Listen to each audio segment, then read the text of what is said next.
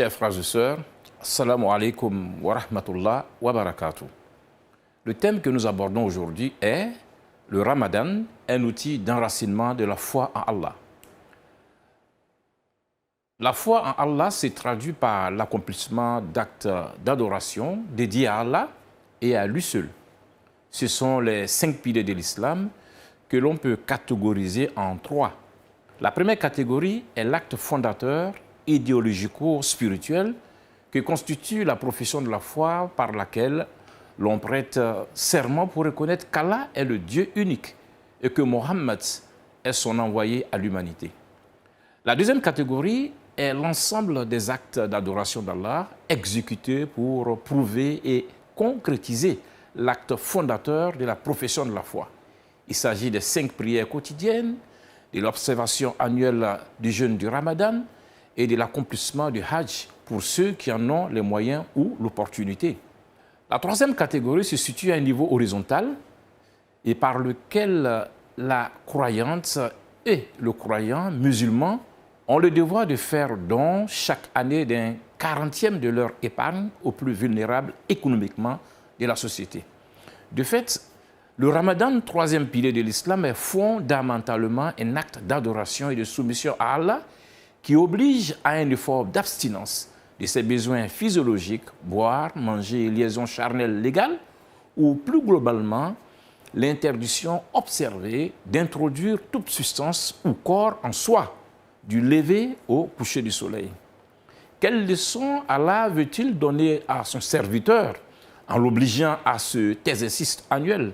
La première leçon est celle d'enraciner dans la conscience et le subconscient de la croyante et du croyant la réalité de la soumission à Allah, comme devant être le fil d'Ariane de leur existence sur terre.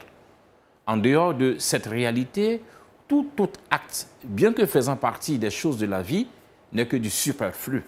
Car comme Allah le souligne dans le noble Coran, au verset 56 de la sourate 51, qui éparpille, je cite, « Je n'ai créé les djinns et les hommes que pour qu'ils m'adorent ». Fin de citation. Cet effort d'abstinence et de maîtrise de soi exigé du jeûneur concerne tous les niveaux.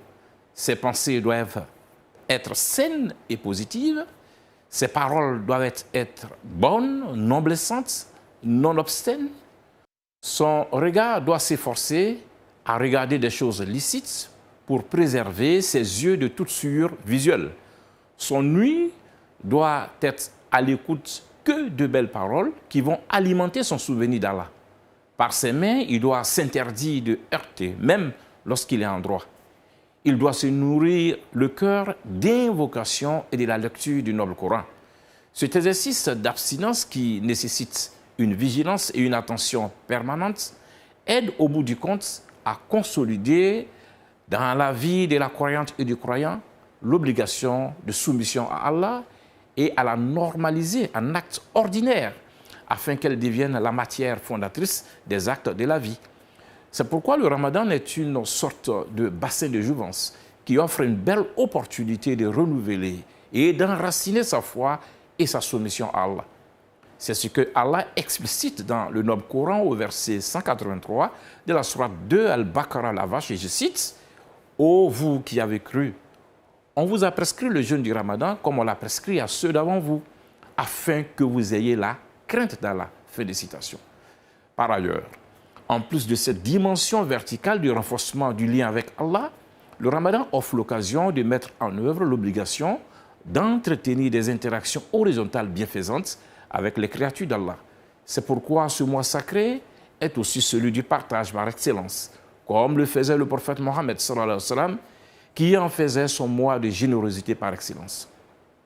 Aussi est-il important de mettre ce mois sacré à profit pour partager, marquer sa solidarité à l'endroit des géniteurs, des autres parents, des voisins, des plus vulnérables de la communauté, mais aussi de nos guides religieux. Vivre un mois de Ramadan est une belle opportunité qu'offre Allah à son serviteur afin de mieux l'adorer et de donner la joie à ses semblables au nom d'Allah. Il faut donc en profiter sans modération par des actes d'adoration, de générosité, un état d'esprit d'amour et de tolérance à l'endroit de l'univers tout entier.